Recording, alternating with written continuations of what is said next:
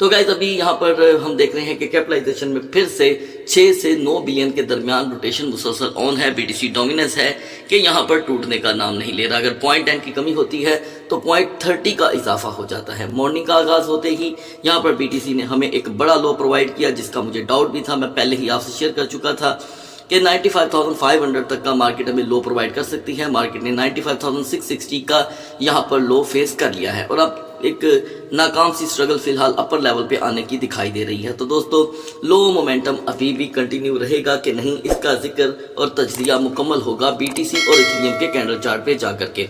तो पहले बढ़ते हैं दोस्तों आज की अहम न्यूज़ की तरफ, लेकिन इससे भी पहले मैं आपको बताता चलूँ कि कुछ व्यूवर को यहाँ पर मुश्किलात का सामना हो रहा है पोजीशंस जो कि है अचीव करने में। तो मैं स्टिल कह रहा हूँ दोस्तों कि बाइनांस की जो इस वक्त तक की पोजीशन है वो इतनी ज़्यादा वीक हो गई है कि इसके ऊपर मैं आपके साथ एक सेपरेट वीडियो शेयर करने वाला हूं। अगर आज मुझे वक्त मिला तो मैं एक बहुत बड़ा समझ ले कि एक ऐसा टोकन्स को लेके सीरियस की नाकामी का एक सिलसिला हुआ है बाइनांस एक्सचेंज पे, वो मैं आपके साथ आज शेयर करने वाला हूं। और आप में से जो भी दोस्त सहमत होगा आपने उस वीडियो में ज़रूर बताना है कमेंट सेक्शन में कि क्या ये सच है या गलत। उसमें आपकी राय की बड़ी अहमियत होगी। ठीक है, तो पहले बढ़ते हैं आज की अहम न्यूज़ की तरफ। तो दोस्तों एसईसी की जो नई टीम आई है उसने आते ही गैरी गेंसलर ने जितने भी मैसअप किए थे पिछले 4 से 5 साल में उसको उसने साफ करना शुरू कर दिया है। एक नए न्यूज़ लेटर के ऊपर दोस्तों फोकस किया जा रहा है और इस लेटर के अकॉर्डिंग जितनी भी ज्यादतियाँ यहाँ पर बड़ी बड़ी एक्सचेंजेस के साथ हुई या बड़े बड़े टोकन्स के साथ हुई, कभी खास करके XRP, तो उसके ऊपर एक्शन लेने के ऊपर वर्क स्टार्ट हो गया है। दोस्तों ये एक लंबी स्टोरी है, मैं सिर्फ एक छोटा सा पैराग्राफ आपके साथ शेयर कर रहा हूँ। कमेटी ने दोस्तों ये डिसाइड किया है कि जितनी भी पॉजिटिव लेजिस्लेशन होंगी वो की जाएंगी और नाजायज़ किस्म के जो फैसले हुए थे आज से साल पहले 2 साल पहले या यूँ कह लें कि ट्रंप की सारी गवर्नमेंट में, वो सारा कुछ यहाँ पर शेयर होगा। Still just before the news conference security and exchange commission commissioner Hester Peirce issued a statement. ये जो नए इस वक्त एसईसी के चेयरमैन आए हैं उनका नाम है हेस्टर पायरस। उन्होंने लेटर इशू कर दिया है दोस्तों क्रिप्टो रेगुलेशन के लिए। According to the Peirce the White House newly form crypto task force would provide regularity, clarity and digital assets and reverse the mistakes made under ex-SEC chairman Gary Gensler. साबिका chairman जो थे Gary Gensler, उन्होंने जितनी भी गलतियां की आप गौर से पढ़ सकते हैं, रिवर्स द मिस्टेक। ठीक है जी, वो गलतियां जो उन्होंने कर दी मेड अंडर किनके अंडर एक्स जो साबिका एसईसी चेयरमैन थे। तो दोस्तों ये एक क्रूशियल स्टेज है, क्रूशियल टास्क है। अब देखना ये है कि ये इतनी बड़ी न्यूज़ जो कि है क्या पॉजिटिव चेंज लेकर आती है। तो आपका पहला सवाल होगा कि इसका सबसे पहला फायदा किसको हो सकता है। तो दोस्तों सबसे पहला फायदा होगा यहाँ पर XRP को, दूसरा बाइनांस एक्सचेंज को, क्योंकि बाइनांस को अमेरिका के अंदर बहुत दुश्वारियों का सामना है। वहाँ पे न्यू लिस्टिंग की जो रफ्तार है वो बहुत स्लो है। तो बहुत चीज़ें जो आपने पास्ट में देखी थी वो दोबारा रिवर्सल हो सकती हैं, लेकिन टाइम दरकार होगा। बढ़ते हैं मार्केट की तरफ। So guys now we are in the market. अगर हम यहाँ पर बिटकॉइन की करंट सिचुएशन को देखें तो मुसलसल बिटकॉइन जो है वो अपनी रिजेक्शन को रिजेक्ट करी जा रहा है। कल की जो अपडेट्स थी उसके बाद तो खास करके बीटीसी ने मार्केट के जो डेटास हैं उनको बहुत ही ज़्यादा फॉलो किया। तो याद रखिएगा अब ये जो सैटरडे संडे है इसके बाद अब तमाम तैयारियां CPI रिपोर्ट की होंगी, कंज्यूमर प्राइस इंडेक्स। अब वो क्या रंग लेकर के आएगा उसे अभी डिस्कस करना बिल्कुल बेवकूफ़ी है, क्योंकि अभी अच्छा खासा वक्त हमारे पास पड़ा हुआ है। दूसरी जानिब दोस्तों इथेरियम स्टिल आज फिर एक मरतबा मॉर्निंग में हाई वॉल्यूम के साथ हमें दिखाई दिया। हाई वॉल्यूम होने की वजह क्या है, यानी कि इथेरियम ने सबसे पहले हमें 2560 का जो लो दिया 2560 का, तो ये टोटल कुल मिलाकर 300 का लो है, क्योंकि आज से 30 घंटे पहले इथेरियम 2860 2840 पे रेजिस्ट कर रहा था। तो ये अच्छा खासा डाउनफॉल था। फिर से रिकवरी इस बात को शो करती है कि वॉल्यूम हाई है। बाज़ हम वॉल्यूम में इस वजह से भी धोखा खा लेते हैं। तो चलें दोस्तों आगाज़ करते हैं XRP से। XRP की हमारी दोस्तों जो सपोर्ट थी वो 2.35 से 2.38 थी। इसकी अचीवमेंट के बाद XRP ने एक बार 2.43 का हाई दिया। तब से लेके अब तक XRP डाउन दिखाई दे रहा है। लेकिन फिर भी अगर इसका कंपैरिजन अदर आल्ट कॉइन के साथ करें तो ये अभी भी अपनी कैपिटलाइजेशन में उनसे 1000 दर्जे बेहतर है। अगर आपके पास 2.35 और 2.38 की बाइंग मौजूद है तो हम इसके एवज 2.48 तक की अपनी एग्जिट को यहाँ पर सेटल कर सकते हैं 9 सालाना। सोलाना की हमारी सपोर्ट थी गाइस 189 एंड रेजिस्टेंस 198.50। सोलाना में हम दोस्तों 100% कामयाब रहे, ठीक है। और सोलाना की जो हमारी सपोर्ट जहाँ पर जो मार्केट ने यूटिलाइज करवाई है, लो रहा 188 का, हाई रहा 194 का। ये $6 की दोस्तों ट्रेड थी। आपने कमेंट सेक्शन में ज़रूर लिखना है। तो गाइस बहुत से व्यूवर की डिमांड थी कि वो अपने जो एक्यूरेसी है वो इस वक्त जो है फॉलो कर रहे हैं बाइडफाई एक्सचेंज पर और बिटगेट पे, और सवाल ये था कि किस पे ज़्यादा एक्यूरेसी हमारे लिए बेहतर रहेगी।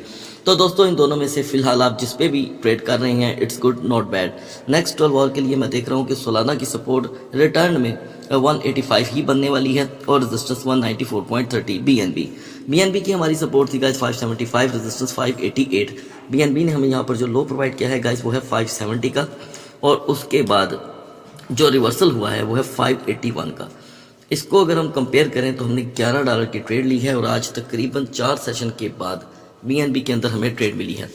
तो एक चीज़ अपने जहन में रखिएगा कि अगर आप बीएनबी को भी अदर एक्सचेंज के ऊपर यूटिलाइज करना चाहते हैं तो यहाँ पर बीएनबी आपको बाइडेफाई और विंगेक्स इवन के बिटगेट एक्सचेंज पे भी अवेलेबल है, क्योंकि ये अदर्स टोकन की निस्बत काफ़ी स्ट्रॉन्ग टोकन है, इसलिए आपको दूसरे एक्सचेंजेस पे दस्तियाब होगा। अब मैं यहाँ पर दोस्तों नेक्स्ट 12 आवर के लिए बीएनबी की जो सपोर्ट को कंपेयर कर रहा हूँ वो 562 की है, क्योंकि 562 से 565 के दरमियान इसकी तकरीबन 6 दिन पहले की वापसी हुई है इन लेवल से, और अभी भी जो 1 आवर की कैंडल है वो यही सपोर्ट इसकी शो करती है। और अगर हम रेजिस्टेंस को देखें तो रेजिस्टेंस इसकी दोस्तों वीक होने के चांसेस भी मौजूद हैं। यहाँ पर फिर भी 581 एक स्ट्रॉन्ग रेजिस्टेंस रहेगी। डॉज कॉइन के हमारे जितने भी लेवल थे जो अंडर द 0.24 थे वो सारे यहाँ पर हुए हैं अचीव विदाउट एनी लिक्विडेशन, क्योंकि आज मॉर्निंग में दोस्तों डॉज ने हमें 0.2387 का लो दिया। इससे जुड़े बहुत से ऐसे दोस्त थे जो शॉर्ट ट्रेड में स्टक थे और वो बार बार जो कि है अपने टारगेट के करीब आकर रह जाते थे। मैं देख रहा हूँ कि डॉज की ये जो डाउन मोमेंटम है इसने सब क्लियर कर दिया है, इसकी भी एक्यूरेसी ज़रूर देखिएगा। लिहाजा नेक्स्ट 12 और के लिए यहाँ पर डॉज की सपोर्ट है गाइस 0.2450 से 0.2490, थोड़ा सा आप मोमेंटम बनने के यहाँ पर चांस हैं। सुई टोकन ने फाइनली यहाँ पर दोस्तों एक बड़ा लो प्रोवाइड किया है। हम 3.17 पे थे और मैंने आपको मिडनाइट में ही बता दिया था कि ये $3 तक का हमें लो प्रोवाइड करेगा। अगर हम कंप्लीटली इसको फॉलो करें तो इसने 2.83 का लो दिया है। अभी के लिए सुई को 3.05 से 3.10 पे अपनी 100% रेजिस्टेंस जो है वो प्रोवाइड करनी होगी। अगर हम $3 में एंटर तक नहीं होते तो ये दोबारा 15 से 20 सेंट का जो कि है लो यहाँ पर प्रोवाइड कर सकता है। बीजीपी में भी हमारा 6.30 का ये टारगेट दोस्तों कंप्लीट हुआ है। बीजीपी को लेकर हम 6.70 और 6.66 के दरमियान स्टक थे, और अभी यहाँ पर बीजीपी ने जो डिप प्रोवाइड किया है वो बिल्कुल एक्यूरेटली 6.30 है, और अभी हम थोड़ी सी इसमें रिकवरी देख रहे हैं। अगर आपने इस पोजीशन को स्पॉट में यूटिलाइज किया है तो आप इजीली 6.45 का यहाँ पर एग्जिट यूटिलाइज कर सकते हैं। पोल्का डॉट के लिए हमारी मिडनाइट की अपडेट थी गाइस कि ये हमें 4.70 से सीधा 4.35 का डिप प्रोवाइड करेगा, और डॉट ने हमें यहाँ पर 4.46 का डिप दिया है। ये कुल मिलाकर के 24 सेंट का लो है। स्टिल मैं समझता हूँ कि जहाँ पर डॉट ने 4.50 को ब्रेक किया नेक्स्ट डिप 4.30 का ही होगा। अब आते हैं दोस्तों यूनिस्वैप पे। यूनिस्वैप के लिए हमारी जो रिक्वायरमेंट थी वो थी 9.10। हम 9.10 पे एक बार भी रजिस्ट नहीं हुए, और यूनिस्वैप इस वक्त गाइस मुसलसल 8.75 का 2 टाइम लो लगा चुका है, 2 टाइम। और रिकवरी के लिए अब यूनिस्वैप को 9.10 नहीं 8.90 की रेजिस्टेंस चाहिए।